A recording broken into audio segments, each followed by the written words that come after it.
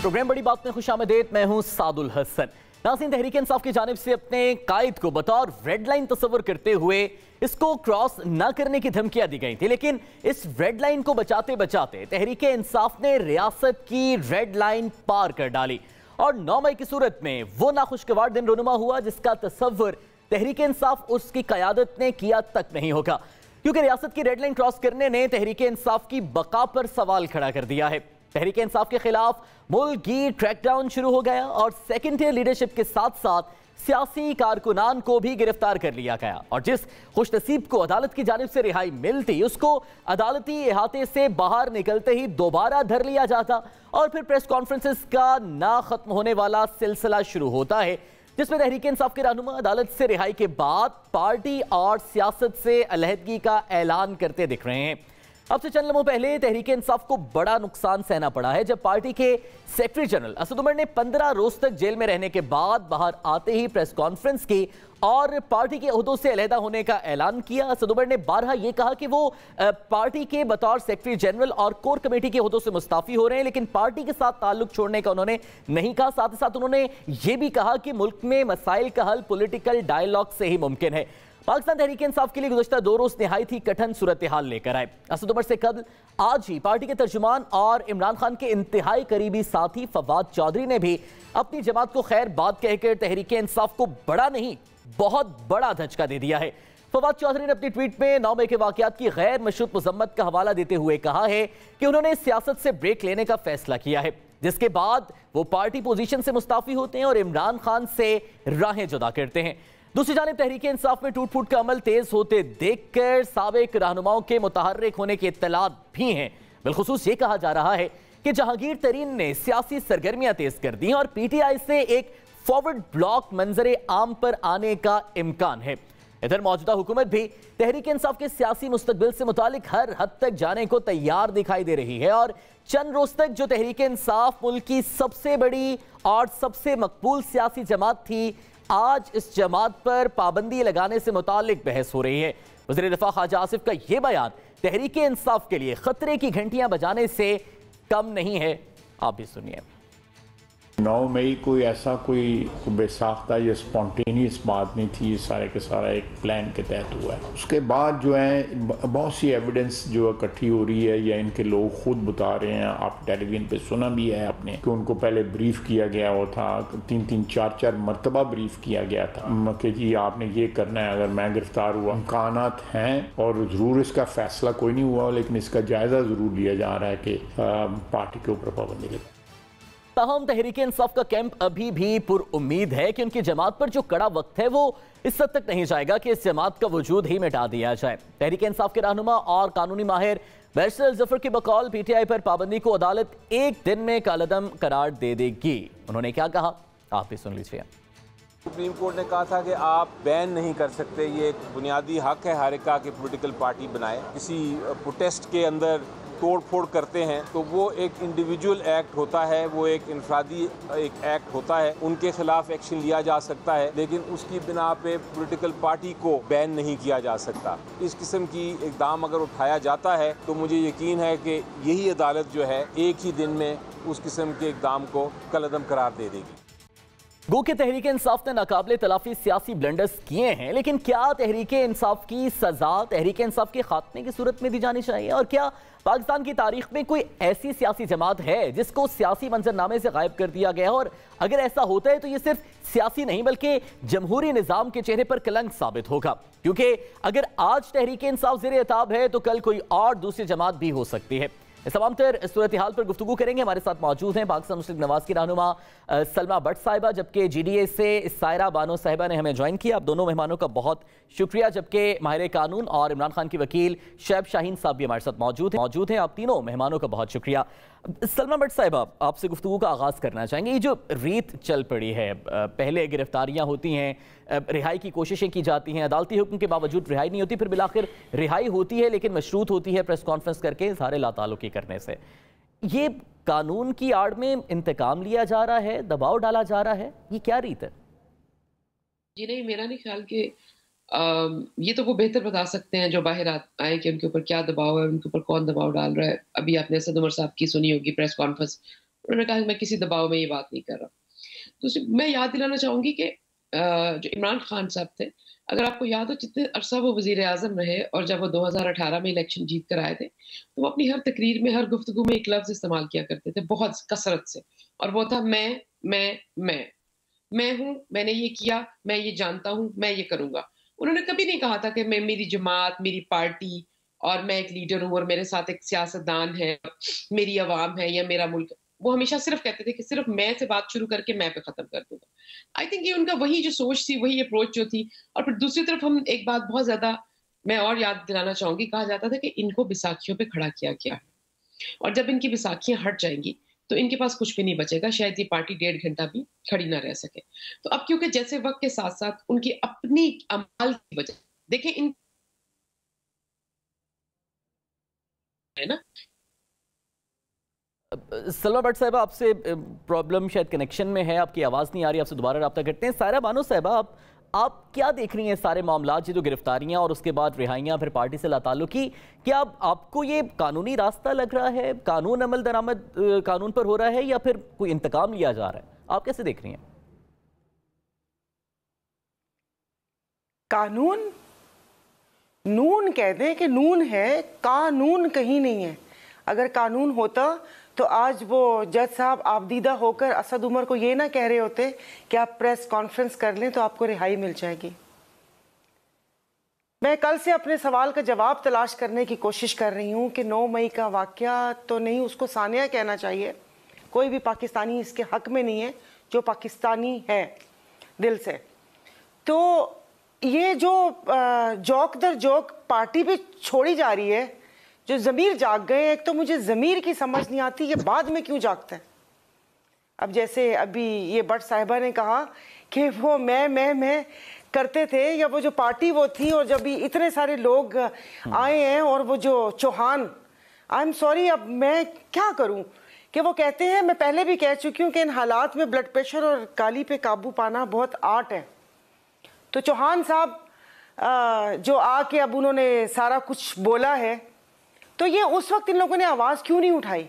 वो कह रहे थे मतलब जो वो तो यूं लग रहा है कि आओ कॉन्फ्रेंस करो और रिहाई पाते जाओ, आओ कॉन्फ्रेंस करते जाओ और रिहाई पाते जाओ। ये सब क्या है, मुझे तो समझ ही नहीं आ रही। तो मैं आपको इस सारे वो सिनेरियो का कैसे तज्जिया करके बता सकती कि मैं तो खुद अभी इस चीज को समझने की कोशिश कर रही हूँ कि ये मुझे नहीं पता कि ये क्या हो रहा है, कि उसकी साफ शफाफ तहकीकात होनी चाहिए। आप तरीके से जो मुकदमे चलते वो मुकदमे होते, और जो कसूरवार होते हैं उनको आप सजा देते। सायरा बानो साहब, अगर इस सूरत हाल में आप तहरीक इंसाफ में होती तो आप क्या करती? फिर देखिए, इनकी बहुत सारी बातों से मुझे भी इख्तलाफ था जब मैं इत्तेहादी थी। और अभी सॉरी, मैं आपकी बात का जवाब देती हूँ।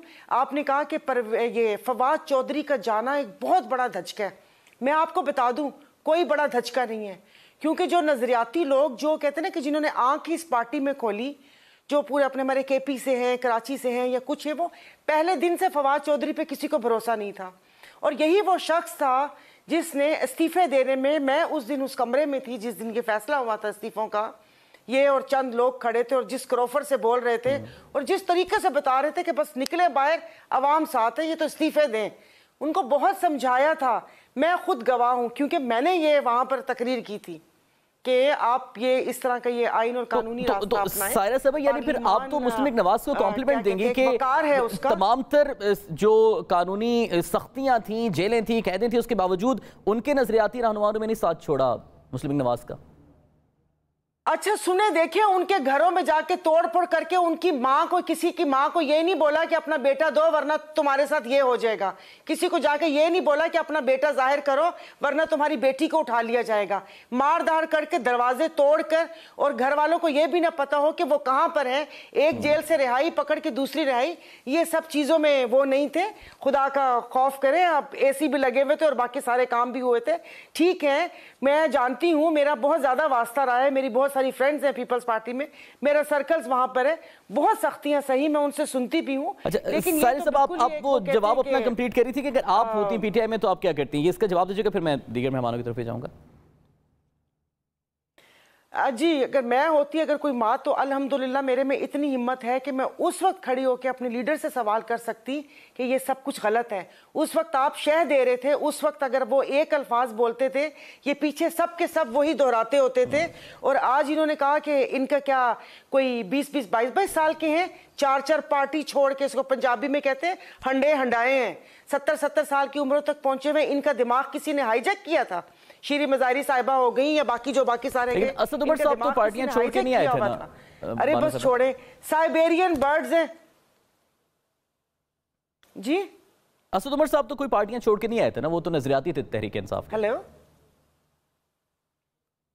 नहीं मैं असद उमर साहब की बात भी नहीं कर रही। फवाद चौधरी 10 पार्टियां छोड़कर आया, अब खुदा जाने किसके कदमों में जाके बैठेगा वापस पीपल्स पार्टी ठीक है। अच्छा शुएब शाहीन साहब, ये जो सारी सूरत हाल अब आपके सामने भी है, अगर हवाला दें आज दिन के जस्टिस मियां गुल हसन औरंगजेब साहब के रिमार्क्स के हवाले से जो असद उमर साहब के साथ मुकालमा करते हुए उन्होंने कहा, ये तो फिर बहुत तशवीशनाक सूरत हाल है, क्योंकि खान साहब भी करार दे चुके हैं कि अदलिया उनकी आखिरी उम्मीद है। आप नहीं समझते कि जो मुअज़्ज़ज़ जज साहब के रिमार्क्स थे वो तो अदलिया की भी बेबसी जाहिर कर रही है सारी सूरत हाल में? देखें, बिल्कुल आप ठीक कह रहे हैं। हमारे मुल्क का कानून और इंसाफ इस कदर खूबसूरत अच्छा है कि बस एक प्रेस कॉन्फ्रेंस करो, धुले धुलाए हो जाओ। आपको ना अदालत जाने की ज़रूरत है, ना अपने आप को बरी कराने की ज़रूरत है, ना ज़मानत लेने की ज़रूरत है, ना कुछ करने की ज़रूरत है। हाँ, जब तक श्री मजारी साहिबा की मिसाल भी दे दूँ, जब एक मुकदमे से वो रिहाई पाती हैं, दूसरे में गिरफ़्तार हो जाती हैं, दूसरे दिन उनको रिहाई मिलती है तो अदालत जेल के बाहर से गिरफ़्तार हो जाती हैं, तीसरे दिन रिहाई मिलती है तो वो घर के अंदर से गिरफ़्तार हो जाती हैं, चौथी दफ़ा गिरफ़्तार हो जाती हैं जेल के बाहर से। फिर जब 5वीं दफ़ा बारी आई तो उन्होंने कहा जी प्रेस कॉन्फ्रेंस हो गई, और अब वो सब कुछ ख़त्म हो गया। इसी तरह बाकी लोगों की आप मिसालें उठा लें। तो हमारा कानून और इंसाफ तो इस कदर अच्छा है। और बड़े अफसोस की बात यह है कि जज साहब ने भी तो वो तो उनको इंसेंटिव दे दिया, असद उमर साहब अगर आपने रिहाई चाहते हो तो जाओ प्रेस कॉन्फ्रेंस करो, आप दूध के धुले बन जाएंगे और सारा निज़ाम जो है वो ठीक हो जाएगा। तो सायरा साहिबा ने बड़ी खूबसूरत अंदाज में बात की है, मैं उसको एक शेर में परोना चाहता हूँ। इस सादगी पे कौन न मर जाए ऐ खुदा, लड़ते हैं और हाथ में तलवार भी नहीं। बट साहिबा कह रही थी ना कि जी कोई किस पे दबाव है, आकर बताएं ना। और ये जो पार्टियां बदलने वाला सिलसिला शुरू हुआ था, अगर आप देखें 1950 से हमारी मिलिट्री एस्टैब्लिशमेंट, ब्यूरोक्रेसी और हमारी जुडिशरी सो कार्ड उस जमाने की, इनके गठजोड़ से वहाँ सारा निज़ाम तलपट होता रहा। 56 में आइन बना, 58 में हमने उसको मुअत्तल कर दिया, 62 में नया सदारती निज़ाम का आइन बना जिसके जरिए हमने फातिमा जनाब भुट्टो को इलेक्शन हराया। ये तो तारीख है हमारी, की पार्टी। लेकिन बदकिस्मती ये कि ये तारीख तल्ख में तब लगती है जब ये तजुर्बे हमारे अपने साथ हो जाते हैं। बदकिस्मत तजुर्बे 2018 में भी यही तोड़फोड़ हो रहा था, इसी तरह करके पार्टी बनाई गई थी, इलेक्टेबल्स को तोड़ के लाया गया था पीटीआई में। हम सबक क्यों नहीं सीखते फिर इस तारीख से?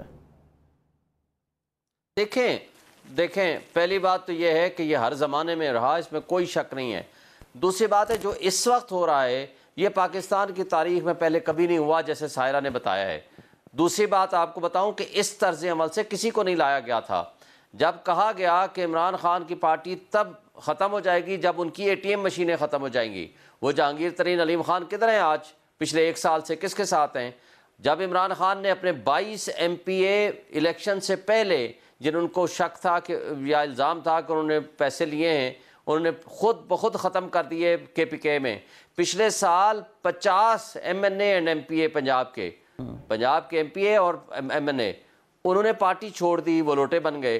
तो उसके बावजूद पार्टी में इजाफा हुआ।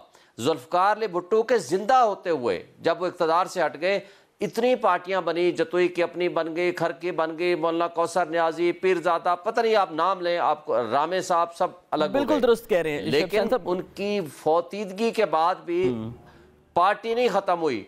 इस तरह ये तो नवाज शरीफ साहब की पार्टी में से PMLN-Q को निकाला गया। कर सकते ना इस फॉर्मूले से सियासत को खत्म कर सकते, उसे निकाल सकते। सलमा भट्ट साहिबा, जो 9 मई का सान्या हुआ यकीनन इंतहाई अफसोसनाक है, काबिल मुज़म्मत है। उसमें मुलव्विस कारकुनान को गिरफ्तार किया गया, उन पर पर्चे भी हो रहे हैं, कार्रवाइयां भी हो रही हैं। अब जो उनको उकसाने वाले रहनुमा थे उनको पहले गिरफ्तार किया गया, पार्टी छोड़ने की शर्त पर उनकी रिहाई हो गई, कारकुनान अभी भी जेल में है।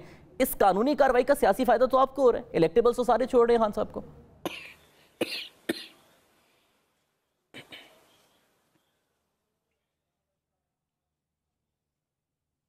सलमा भट्ट साहिबा को आवाज आ रही है मेरी?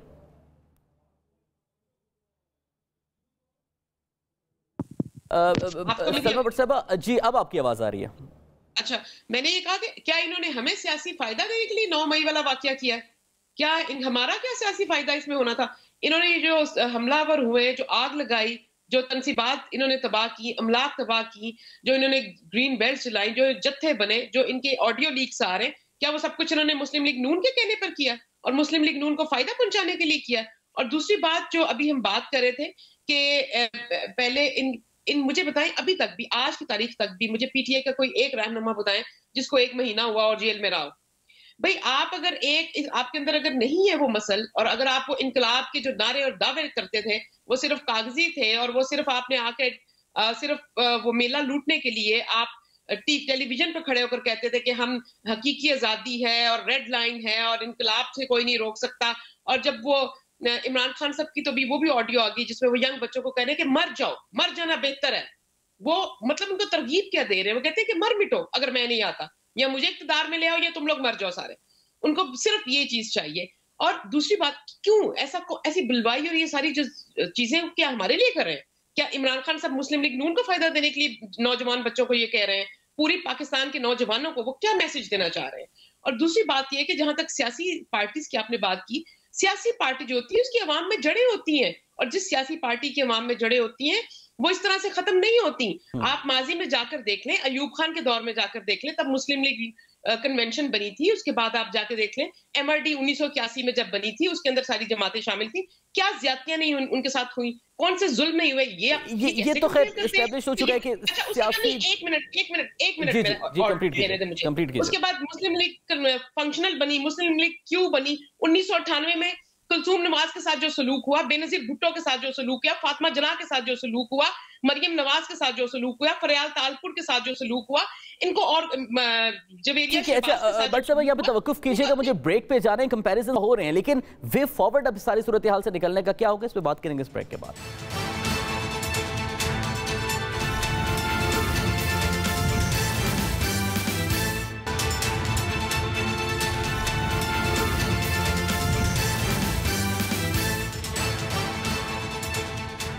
वेलकम बैक टू दर्शन नाज़रीन। इस सारी सूरत हाल से निकलने का रास्ता क्या है? इस बात में तो कोई शक नहीं है कि सियासी मामलात को सियासी क़यादत ही बातचीत से हल कर सकती है। सलमा भट्ट साहिबा, आज खान साहब ने भी पेशकश की एक मरतबा फिर से मुज़ाकरात की टीम बनाने का, उन्होंने कहा है, क्या पॉलिटिकल लीडरशिप पॉलिटिकल डायलॉग करेगी इन मसाइल से निकलने के लिए? पहले वो अपनी टीम बना लें, क्योंकि उनकी टीम तो सारी खिसक गई है, जिसको वो अपनी टीम कहते थे। पहले उन्होंने कहा मैं 200 बंदों की टीम लेकर आऊंगा जो पूरा मुल्क नया कर देगी, पाकिस्तान नया बन जाएगा। वो जब आए तो उन्होंने कहा कि मुझे तो यही नहीं पता था कि बिजली के जो फिगर्स हैं वो पढ़ने कैसे हैं 2 साल में, यही नहीं पता चला। वो कहते थे टेलीविजन से मुझे पता चला कि डॉलर का रेट कितना ऊपर नीचे हो रहा है। तो वो जो 200 बंदे की टीम तैयार करके जो उन्होंने नया पाकिस्तान का हाल किया है, और जिस जगह पे पाकिस्तान, और फिर उन्होंने आए तो उन्होंने कहा मैं ह्यूमन डेवलपमेंट पे फोकस करूंगा। ये ह्यूमन डेवलपमेंट किया उन्होंने कि उन्होंने तालीम का 50% बजट बंद करके, उन्होंने सेहत का बजट करके सूबों में भी और वफा में, और ह्यूमन डेवलपमेंट ये की है कि नौजवान बच्चों को उन्होंने सोशल मीडिया के ऊपर ट्रोलिंग पे लगा दिया और सरकारी अखराजात से पैसे देते रहे, और नौजवान बच्चों को कहा मैं आवाज दूंगा, आग लगा देना, मैं आवाज दूंगा तो हमलावर हो जाना, तनसीबात पे ग्रीन बेल्ट जला देना, मैं आवाज दूंगा, मुझे कोई पकड़ने आएगा तो तुम सब लोग ये खूनी इनकलाब ले आना। ये वो ह्यूमन डेवलपमेंट थी जो वो कर रहे थे। ये पाकिस्तान था, नया पाकिस्तान जो वो उन्होंने बना के हमें देना चाहते थे। सलमा भट्ट साहब, इन सारे मामलात में तो कानून अपना रास्ता ले रहा है, क्या सियासी लीडरशिप मुज़ाकरात आगे बढ़ाएगी? सियासी जमातों को, जमहूरी सोच रखने वालों को, सियासतदानों को मिलकर बैठना होगा और हमें सफाई करनी होगी ऐसे मुहर्रिकात की, ऐसे अफराद की, ऐसी शख्सियात की जो सियासत की आड़ में दहशतगर्दी को परवान चढ़ा रहे हैं। इसके अलावा हम आगे नहीं जा सकते, जिन्होंने दहशतगर्दी सियासत की आड़ में और सियासी लीडरशिप के लिबादे में सिवाय तबाही के, इंतशार के, नाअहली के, मुआशी तबाही हो, सियासी तबाही हो, समाजी तबाही हो, नौजवानों की तबाही हो, जो कंडीशन आप रख रही हैं, इससे तो बाज़ाहिर ये लग रहा है कि मुस्लिम लीग नवाज तो नई पाकिस्तान तहरीक इंसाफ से मुज़ाकरात कर रही नहीं। पीटीआई जो है उसका मुआजना आप टीटीपी के साथ तो कर सकते हैं, उसका मुआजना आप सियासी जमातों के साथ नहीं। सायरा बानो साहिबा, क्या पॉलिटिकल लीडरशिप एक तरफ इस तरह के संगीन इल्जामात सियासी जमातों पर, जिस तरह से भी भट्ट साहिबा भी कंपैरिजन कर रही थी पीटीआई का, कानून अपना रास्ता ले रहा है, जो कानून शिकनी करता है कानून उस पर अपना रास्ता लेता है, लेकिन क्या सियासी क़यादत बैठ सकती है मुज़ाकरात के लिए? सायरा बानो साहिबा, आपने कहा कानून रास्ता ले रहा है, कानून कौन सा रास्ता ले रहा है? शुरू में भी ये बात चल रही थी जब इन सब लीडरान ने बैठना था कि बीच का रास्ता, सीधा रास्ता क्यों नहीं, सीधा रास्ता अपनाइए, बीच का रास्ता नहीं। और उन्होंने सवाल मुझसे पूछा है, आप बीच में ना कूदें तो ज्यादा अच्छी बात है। सायरा बानो साहिबा, आप अपना पॉइंट मुकम्मल कीजिए। बैठना चाहिए और मुझे समझ नहीं आ रही कि हेलो जी सायरा बानो साहब, आप अपना पॉइंट मुकम्मल कीजिए। मुज़ाकरात हो सकते हैं सियासी क़यादत में? जी मुज़ाकरात होने चाहिए, लेकिन मैं एक आम आदमी बन के पूछ रही हूँ कि मुज़ाकरात किसके लिए? इनको आपस की सहूलतकारी के लिए? किस लिए? क्योंकि इन 75 सालों में तो सिर्फ आवाम ही पिसी है। इस पिछले सालों में भी और इस एक साल में जो ये सीना को भी करते हुए आए थे, महंगाई मार्च करते हुए इन्होंने आके आवाम को रिलीफ देना था, आवाम को कौन सा रिलीफ दिया? अब ये बैठ के कौन सा नया क्या खुदाई करेंगे, क्या निकालेंगे? जो बैठने का टाइम था वो तो गुजर गया, आइन तो है ही नहीं। आप में से किसी ने 4 दिन में किसी ने इलेक्शन की बात की है? क्योंकि इलेक्शन से सबकी तवज्जो हट गई है। अब सबकी तवज्जो ये है कि कौन आ रहा है, कौन जा रहा है, कौन पकड़ा जा रहा है, कौन नहीं पकड़ा जा रहा। और आपने अभी एक बात की थी, आई डोंट नो शाहीन साहब ने की थी कि आपने की थी कि कारकुनान अंदर हैं, लीडरान को आप प्रेस कॉन्फ्रेंस करवा के आप रिलीफ दे रहे हैं। और बाकी ये कि पीटीआई की सारी नहीं गई, जो पीटीआई के फेस हैं वो शाह महमूद, असद उमर, अली जैदी, इमरान इस्माइल, परवेज़ खटक वगैरह, ये मेरे ख्याल में खान साहब के साथ हैं। और रास्ता बिल्कुल अपनाना चाहिए, क्योंकि मुल्क को इस मंझधार में से निकालना है, वरना तो ये सब कुछ होता रहेगा। आज जो बैठे बगले बजा रहे हैं खुशी से, कल ये वक्त उन पर भी आ जाएगा। बिल्कुल ठीक है, पहले भी ये वक्त आया है। आज की जो कार्रवाइयां हो रही हैं, खुद ऊंट घुसाते हैं, कल को भी जाहिर है किसी कोई और जमात अताब में आ सकती है। इसके शेफ शाहीन साहब, मैं आपको आज हुकूमत ने एक बार पहले अपने हम लोग खुद, तो मुझे समझ नहीं आती कि हम लोग खुद क्यों बुलाते हैं फौज को, यानी कि फौज को इस मामलात में क्यों घसीटते हैं।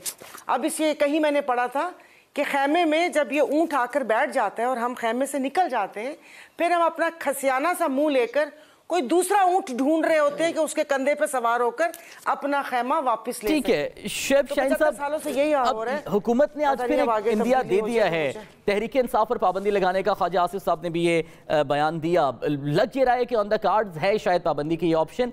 कानूनी तौर पे किस तरह से एग्जीक्यूट हो सकती है? इलेक्शन कमीशन के थ्रू हो सकती है या ये 9 मई को वाकयात को जवाब बना के कर सकते हैं? देखिए, पहली बात तो मैं आपके सवाल की तरफ आने से पहले एक आध बात कर लूँ। असद उमर साहब भी माशाल्लाह पार्टी छोड़ गए हैं, ये काबिल अफसोस है हम सब के लिए। देखें, भट्ट साहिबा जो कह रही थी कि जी मुल्क की तबाही कर दी, देखें इमरान खान साहब और पीटीआई इस वक्त फेडरेशन की वाहिद अलामत हैं। यानी जीबी में कश्मीर में सबसे बड़ी पार्टी है, 2 सूबों में अपनी हुकूमत ख़त्म की, नेशनल असम्बली की सबसे बड़ी पार्टी है, सेनेट में उसकी पूरी रिप्रेजेंटेशन है और बाकी 2 सूबों में मुकम्मल नुमाइंदगी है। बाकी तमाम पॉलिटिकल पार्टियां या सूबाई हैं या सूबे के एक हिस्से पे मुश्तमिल हैं। तो इसलिए इतनी फेडरेशन की बहुत बड़ी पार्टी को आप ख़त्म इस तरीके से नहीं कर सकते और ना ही ये तर्ज अमल कोई मुनासिब है। जो भट्ट साहिबा कह रही थी कि उन्होंने जो माशी ब्रेक डाउन कर दिया है, जो कि इस वक्त तबाही मचा दी है इस मुल्क की, मैं समझता हूँ कि आइन की मुअत्तली इसके अलावा और कुछ नहीं हो सकती। अब आपने पूछा कि ये पाबंदी लग सकती है, आर्टिकल 17 सब आर्टिकल 2 ये कहता है कि जो पार्टी बनाई जाती है मुल्क की सलामती और उसकी इंटेग्रिटी को ख़त्म करने, ख़राब करने, जो मुल्क के ख़िलाफ़, उस पार्टी को आप बैन कर सकते हैं। But that will be declaration will be send to the supreme court of Pakistan और सुप्रीम कोर्ट उसमें फैसला देगी, 15 दिन में वो भेजी जाएगी। तो ये इस तरह की पार्टियां कभी ख़त्म नहीं हुआ करती। अगर किसी का इंडिविजुअल एक्ट था, he has to be proceeded in accordance with law. लेकिन मैंने जैसे पहले कहा कि हमारे मुल्क का बड़ा खूबसूरत कानून है, प्रेस कॉन्फ्रेंस करेगा, धुल गया, सब कुछ ख़त्म हो गया। वो ना बंदा रहा, ना उसके इल्ज़ाम रहा, ना उसमें से कोई चीज़ रही। लेकिन आपने एक वे फॉरवर्ड पूछा और आपने ये फरमाया कि फिर जजेस का क्या काम है। हमारे मुल्क के 25 करोड़ अवाम अब एक ही इदारे की तरफ देख रहे हैं, वो है जुडिशरी। अदालतों ने 25 करोड़ अवाम के हुकूक के तहफ़्फ़ुज़ की कसम उठाई हुई है। साहब आप यहीं से अपना पॉइंट मुकम्मल कीजिएगा, लेकिन आज असद उमर साहब ने भी इस जुडिशरी में तकसीम को ही कंडेम किया है। जुडिशरी में तकसीम की बात तो अब सारी सियासी लीडरशिप कर रही है। देखें, अगर जुडिशरी में देखें, एक तो डिफरेंस ऑफ ओपिनियन है, एक है तकसीम। डिफरेंस ऑफ ओपिनियन अगर जजेस के दरमियान होता है तो वो उसका रिजल्ट हमेशा अच्छा आता है। लेकिन मुझे बताएं, किस एक जज का बताएं जो ये कहता है कि आइन को मुअत्तल कर दें, वो ये कहता है बुनियादी इंसानी हुकूक मुअत्तल कर दें। कोई एक जज बताएं जो ये कहता है कि जो आपके हक में प्रेस कॉन्फ्रेंस करे उसको रिलीज कर दें वरना बाकियों को ना रिलीज करें। कोई एक जज बताएं जो ये कहता है 90 डेज में इलेक्शन ना कराएं। जिन्होंने difference of opinion the justice सत्तर मिनल्ला साहब ने, उन्होंने भी कहा है 90 डेज में ये इलेक्शन होने हैं, आपने कराए। आप मिलाइन करते हैं, आप सुप्रीम कोर्ट के ऊपर अटैक करते हैं। आप पार्लियामान में आर्टिकल 68 कहता है कि कंडक्ट ऑफ द जजेस के बारे में आप बात नहीं कर सकते। आप वहां उनका तज़हीक उड़ाते हैं, वह सुप्रीम कोर्ट की जजमेंट को रेजोल्यूशन के जरिए, करारदाद के जरिए नलीफाई करते हैं। ये कैसे मुमकिन है? ये हम बनाना रिपब्लिक में रह रहे हैं? ये इस मुल्क की आवाम का हक है कि उनको बुनियादी हक दिए जाएं। ये भी उनका बुनियादी हक है कि उनके मुंतखब नुमाइंदों के जरिए, ये आइन कहता है, वो अमूर ममलिकत चलाए जाएं। क्या आप नॉमिनीज़ के जरिए चलाएंगे? क्या रियासती इदारे बांदी बन के नहीं खड़े हुए PDM की जमातों के सामने?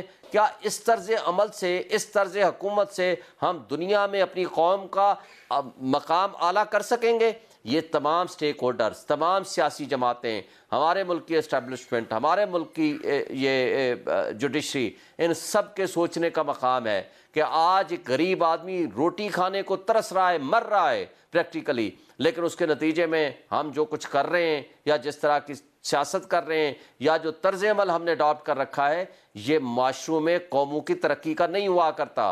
और इस वक्त सबसे बड़ा इम्तिहान जुडिशरी का है कि जब वो अमल दरामद अपने फैसलों पे नहीं कराएंगे तो लोग अपने हुकूक के तहफ़्फ़ुज़ के लिए किसके पास जाएंगे? फिर होगी अनारकी होगी, फिर इंतशार होगा, बहुत ज्यादा संगीन सूरत हाल होगी, जिससे शायद वापसी का रास्ता जैसे मुश्किल होगा। सलमा भट्ट साहिबा, जो इस वक्त मुल्क में हो रहा है, आप वज़ीर दिफा बयान देते हैं एक पार्टी को पर पाबंदी लगाने के हवाले से, दीगर कानूनी माहिरीन कानून की शिकों के जरिए साबित करते हैं कि इस तरह से पाबंदी नहीं लगाई जा सकती। हुकूमत खुद तलखियां बढ़ाने में जो है वो अपना किरदार अदा करिए, बजाय इसके कि वो आगे बढ़कर मुज़ाकरात की पेशकश कबूल करे और इस सारी जो सियासी चपकलिश है, जो कशीदगी, उसको कम करे। ये सारी कार्रवाइयां हो रही हैं जिनको माजी में आप कंडेम करते रहे, आज आप खुद कर रहे हैं। मुस्तकबिल में आपको आइन शिकन या जमहूरी रवायात को रोनने वाली जमात के तौर पर याद नहीं रखा जाएगा?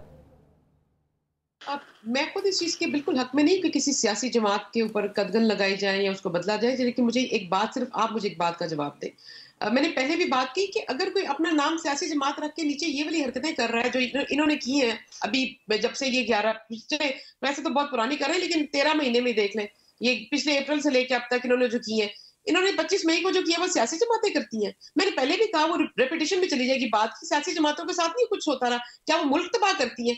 जब यहाँ पे बेनजीर भुट्टो की शहादत हुई तो आसिफ जरदारी ने, मुझे कोट करना पड़ेगा, कहा कि पाकिस्तान खपेगा। तो जब इस तरह की टेंशन आती थी, या जो हमें माजी में और बहुत सी मिसालें उठाकर देखते हैं, जब हमने पाकिस्तान को जोड़ने की बात की और कहा कि पाकिस्तान पहले फिर कुछ और। अभी जब हम लोग अप्रैल 2022 में हमने आके कहा कि नहीं जी पहले हम रियासत बचाएंगे, सियासत नहीं बचाएंगे, तो यही लोग हमारा मजाक उड़ाते थे। सियासी पार्टियां ये करती हैं, सियासी पार्टियां मुल्क के लिए सामने आती हैं, सियासी पार्टियां कौम को मुकद्दम रखती हैं, कौम के और मुल्क के जो मुफादात है उनको अपने से बियॉन्ड देखती हैं, अबव देखती हैं। एक शख्स कहता है कि अगर मैं नहीं रहूंगा तो खुदा ना खासा पाकिस्तान के ऊपर एटम बम फेंक दो। अभी भी उस शख्स ने ये किया कि वो अपनी कश्ती के अंदर खुद ही एटम बम बन के बैठ गया, क्योंकि वो खुद एक्सप्लोड हो चुका है। अब उसके इर्द गिर्द जितने भी लोग उसी के साथ ही ना उसको छोड़कर जा रहे हैं। हम तो नहीं कह रहे ना, मतलब उनके साथ ही उनको कौन छोड़ के गया? फवाद चौधरी छोड़ के गया, कौन छोड़ के गया? असद उमर छोड़ के गए, शीरी मिजारी छोड़ कर गई। मुझे बताएं वो किधर है? जुल्फी बुखारी किधर है? वो शहजाद अकबर साहब किधर है? वो शहबाज गिल साहब, वो बैरूनी परिंदे थे, वो बाहर उड़ गए। जो अंदरूनी थे यहाँ से इकट्ठे किए हुए लोग थे। और दूसरी बात है कि जब आपने इसी तरह वो जीप पार्टी जीप का साइन किसने बनाया था 2018 के इलेक्शन में, बहुत सी बातें इस तरह फिर याद आती हैं। लेकिन सिल्वर बट सर, फिर एक चीज आसान कर दीजिए, एक चीज हमारे लिए आसान कर दीजिए। इस बात में कोई शक नहीं है कि 9 मई का सानिया काबिल मुजम्मत अफसोसनाक सानिया था, उस पर सख्त कार्रवाई होनी चाहिए। इस चीज को बुनियाद बना के जिस लीडरशिप को जेल में डाला गया, उस पर इस वाकये की कार्रवाई के बजाय प्रेस कॉन्फ्रेंसेस करके पार्टी छुड़वा के आजाद क्यों फिर छोड़ा जा रहा है? भाई वो सियासतदान सारे जो हैं वो किसको छोड़ रहे हैं? वो इमरान खान को छोड़ रहे हैं। वो क्यों इमरान खान को छोड़ रहे हैं? क्योंकि वो ये बात जानते हैं, वो अब ये बात सुन के शायद उनको समझा के थक गए होंगे कि इमरान खान अपनी जात, अपनी वो जो सेल्फ राइटसनेस और जो एक जात वो एक उनकी जो पर्सनैलिटी का बहुत बड़ा तकब्बुर और जो उनके अंदर एक गरूर है कि मैं ही मैं हूं, उसके बियॉन्ड कुछ नहीं है, वो उससे तंग आकर जा रहे हैं। वो अब इस हद तक आगे चला गया है। पार्टी छोड़ने के बाद 9 मई के वाकयात से बरी जिम्मा हो जाएंगे कि 9 मई के वाकयात से वो कोई भी बरी जिम्मा नहीं होगा जो उसमें मुलविस होगा। वो उसकी तो इन्वेस्टिगेशंस होंगी, उसके ऊपर तो कानून उसका फैसला करेगा, अदालतें उसका फैसला करेंगी। तो ऑन ग्राउंड इसमें मुलविस कारकुनान जेल में क्यों और पार्टी छोड़ने वाले रिहा क्यों है? फिर ये देखें, हाँ ये तो इस पार्टी के लीडर से पूछे, जो लीडर खुद घर में बैठा है, एक दिन नहीं उसने जेल में जाना पसंद किया। वो अपनी छुपाने कि मैं गिरफ्तार ना हूं, उसने औरतों को ढाल बनाया, बच्चों को ढाल बनाया, अपने कारकुनों को ढाल बनाया। 2018-13 जुलाई को नवाज शरीफ को जब करने आए थे गिरफ्तार, तो उन्होंने तो अपनी बेटी के साथ आगे लग के 13 जुलाई को गिरफ्तारी दी थी 2018 में। मुझे तो नहीं बुला के कहा था कि तुम चली जाओ जेल में, हमें तो नहीं कारकुनों को बुला के कहा था और अपने वर्कर्स को बुला के कहा था मेरे आगे खड़े हो जाओ, मेरी ढाल बन जाओ। उसके बाद फिर वो बीमारी की वजह से सारे लंदन चले गए थे और ख्वाजा आसिफ साहब ने कहा था कि पीटीआई ने नहीं, एस्टैब्लिशमेंट उन्हें लंदन भेजा था, और उस वक्त आपकी पूरी तहरीक एंटी एस्टैब्लिशमेंट थी। उस वक्त पूरा मेडिकल बोर्ड बैठा था। मेडिकल बोर्ड किसने बनाया था? हुकूमत किसकी थी? किसका मेडिकल बोर्ड? ख्वाजा आसिफ साहब कहते हैं कि एस्टैब्लिशमेंट ने डॉक्टर थे, सर्जन थे। मेडिकल बोर्ड जो था वो नवाज शरीफ ने नहीं बनाया था, वो तो इन्होंने बनाया था ना। तो अगर इनके मेडिकल बोर्ड ने ये कहा कि इनको बाहर भिजवाना जाए, तो देखिए नवाज शरीफ कहां से बाहर गए थे? जेल में से निकल के वो मेडिकल बोर्ड के सामने आए थे ना। नवाज शरीफ जो है वो किसी बख्तरबंद बना के अपना नहीं बैठे हुए थे किला। नवाज शरीफ ने ये नहीं किया हुआ था कि बाहर सारी बच्चे, खवातीन और वर्कर्स इकट्ठे कर दूं, बख्तरबंद बना दूं और उसके अंदर बैठ जाऊं। सायरा बानो साहब अभी यहाँ पे कुछ कहना चाह रही हैं। सायरा साहब आप अपनी बात भी कीजिएगा और ये भी बताइएगा कि आप तो चूंकि अलायंस में भी रही हैं, क्या जिस तरह से फैजल शान साहब ने इल्जाम लगाए हैं खान साहब पर कि वो उसी लीडरशिप की सुनते थे जो फौज से टकराव का कहती थी, क्या प्लानिंग के तहत पीटीआई रियासत से टकराव लेती रही है? नून के कहने पे कहते थे, अब बोले आप? नहीं जी, बिल्कुल भी नहीं। जो आप फैज चौहान की बात पर यकीन कर रहे हैं। दूसरा, इतने सालों सवालों का जवाब जो दिया है, मैं एक ऐसे छोटा लतीफे का आधा हिस्सा सुनाती हूँ कि छोटी मोटी तुरपाई तो कर सकती हूँ, इतने बड़े बड़े तंबू मैं नहीं सी सकती, इतना झूठ नहीं बोल सकती। कि जो इतने सारे सवाल आपने किए हैं, मेडिकल बोर्ड बैठा था जी, उसमें जो माहिर सर्जन थे वो जनरल बाजवा साहब थे, फिर उसके जो असिस्टेंट थे वो जनरल फैज साहब थे, फिर इनको बाहर भेज दिया मुल्क कौम की बका के लिए। 50 रुपए का एफिडेविट लिख कर देके गया कि 4 हफ्तों में मेरा भाई आ जाएगा अपने प्लेटलेट्स क्या सही करवा के, और उसके बाद उनको बड़े से ओहदे पे बिठा दिया, और उसके बाद 4 हफ्ते क्या, चौथा साल शुरू हो गया। बस छोड़ दीजिए। और ऐसा कुछ भी नहीं था, क्योंकि मैं साथ मीटिंग्स में भी होती थी जिस वक्त ये था, लेकिन इस किस्म की कोई बात नहीं है। अब वही बात देखें जो आपने सवाल पूछा है मेरी बहन से, ये जवाब इनके पास नहीं है कि कारकुनान तो बेचारे जेलों में हैं और उनकी वीडियोस भी आ रही हैं और मार कुटाई और ये और वो। ये जिन्होंने जी बकौल के उकसाया, वो लोग प्रेस कॉन्फ्रेंस करके बाहर आ रहे हैं और इन्होंने कहा सब ने छोड़ दिया। ऐसे छोड़ने में और उनकी प्रेस कॉन्फ्रेंस में उनके जो चेहरे हैं ना, वो उनकी सारी दास्तान और कहानी सुना रहे हैं कि उनके साथ क्या हुआ और किस दुखी दिल और दबाव के साथ और रोते आंसुओं के साथ ये ऐलान किया है। आप ऐलान कर सकते हैं कि मैं इसके साथ नहीं हूँ, लेकिन दिल किसी का नहीं मोड़ा जा सकता। और दूसरा, जिस वक्त ये वोट मुझे सारे समझ रहे ये कानूनी नुक्ता जरा मुझे शैब शाहीन साहब से लीजिएगा। शैब साहब, ये कंपैरिजन ड्रॉ हो सकता है? गवर्नमेंट ये कह रही है कि हम भी माजी में बड़े केसेस भुगतते रहे हैं, हमने जेलें भुगती इतने दिनों की, लेकिन हम पार्टी छोड़ के नहीं गए। ये 2 हफ्तों में पार्टी छोड़ रहे हैं। कानूनी केसेस की नौयत में कंपैरिजन बन सकता है? देखिए, मैं समझता हूँ कि ये बदनीयती सामने आ रही है। जब आप मेलाफाइडी कोई प्रोसिक्यूशन करेंगे, मेलाफाइडी कोई एक्शन लेंगे, तो उसकी बहरहाल फ्यूचर में कानूनी तौर पर कोर्ट इसको सेट असाइड कर सकती है।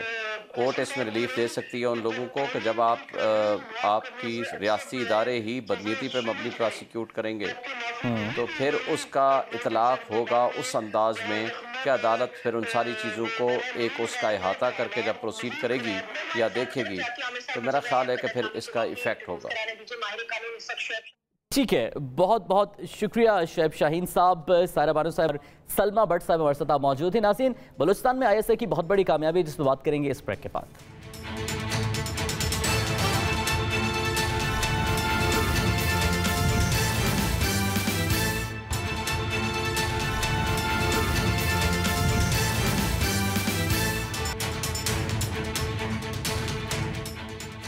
Welcome back to the show नाज़रीन। बलूचिस्तान में अस्करियत पसंदों को बड़ा धचका लगा है। पाकिस्तान के खुफिया इदारे ISI को एक इंतहाई पेचीदा और मुश्किल मार्के के बाद बड़ी कामयाबी मिली है जब कलअदम BNA के सरबराह गुलजार इमाम शंबे को गिरफ्तार किया गया है। गुलजार इमाम उर्फ शंबे का ताल्लुक बलूचिस्तान के जिला पंचकोट से है जो गवादर की साहिली पट्टी से मुंसलिक है। गुलजार इमाम ने 2002 में बलोच तलबा की सियासी तंजीम बलोच स्टूडेंट्स ऑर्गेनाइजेशन से वाबस्तगी कायम की और अस्करी कार्रवाइयों का आगाज किया। 2018 में जब बलोच रिपब्लिकन आर्मी और बलोच नेशनल आर्मी में फूट पड़ गई तो गुलजार इमाम ने BRA छोड़कर सरफराज बंगलजई के साथ मिलकर बलोच नेशनलिस्ट आर्मी बना ली और दहशत गर्दों को मुनज़्ज़म करता चला गया। इंतहाई मतलूब दहशत गर्द गुलजार इमाम और शंबे को ऑपरेशन में गिरफ्तार करना ISI की तारीख का बड़ा कारनामा और इदारा जाती प्रोफेशनलिज्म का सबूत है। बलोच नेशनल आर्मी और ब्रास के बानी रहनुमा की इस नौयत के इंटेलिजेंस ऑपरेशन में गिरफ्तारी दुनिया में दूसरा जबकि पाकिस्तानी तारीख का पहला ऑपरेशन था। इंटेलिजेंस के शोबे में नुमाया कारनामे के तौर पर याद रखा जाने वाला ऑपरेशन है। कौमी सलामती कमेटी के इजलास में भी ISI और DG ISI lieutenant general Nadeem Anjum को शानदार खिराज तहसीन पेश किया गया। 11 ममालिक में तैनात ISI के जांबाजों ने 1400 जाली दस्तावेजात के जरिए गुलजार इमाम को जमीनी, फजाई और बहरी रास्ते पार करवा कर एक तीसरे मुल्क पहुंचाया जहां से उसे गिरफ्तार करके पाकिस्तान लाया गया। गुलजार इमाम उर्फ शम्बे अपने माजी पर नादिम और माफी का तलबगार भी है। उसने क्या कहा, आइए सुनते हैं।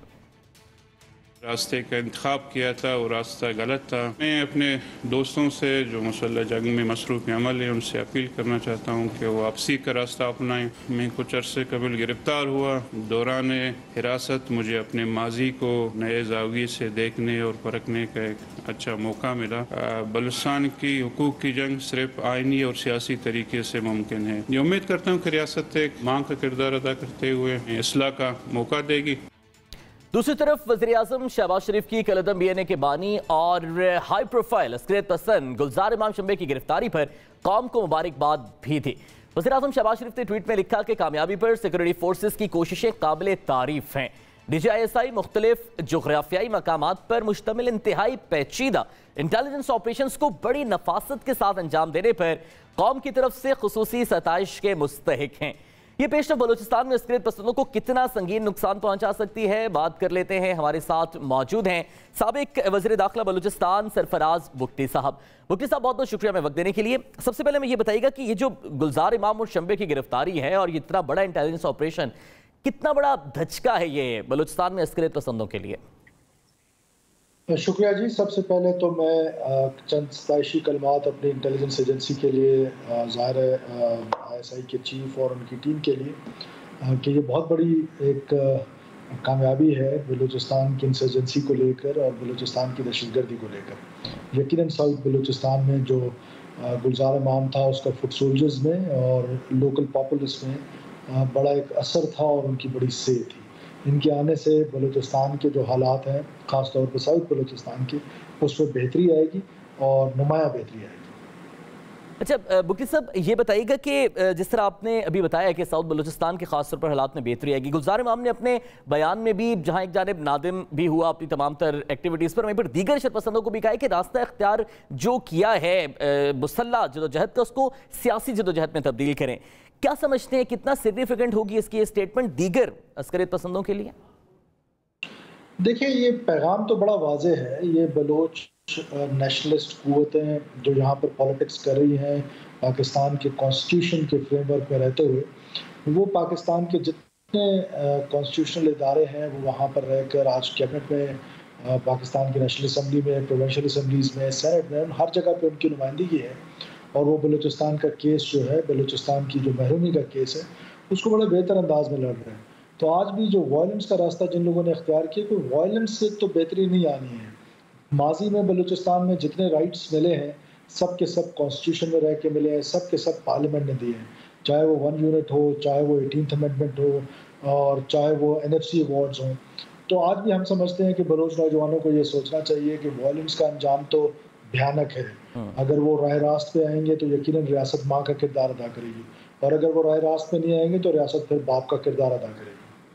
बिल्कुल दुरुस्त। अच्छा मुफ्ती साहब, ये बताइएगा कि इस गिरफ्तारी से और ये जो मंजर आम पर अब बयान भी आया है, एक ग्रेटर पर्सपेक्टिव में अगर देखा जाए तो जो बैनुल अक़वामी साजिशी अनासर हैं जो बलूचिस्तान को एक सॉफ्ट एरिया समझते हैं अपने मज़मूम अज़ाइम को अंजाम तक पहुंचाने के लिए, वो कितना बैकफुट पर आएंगे इससे?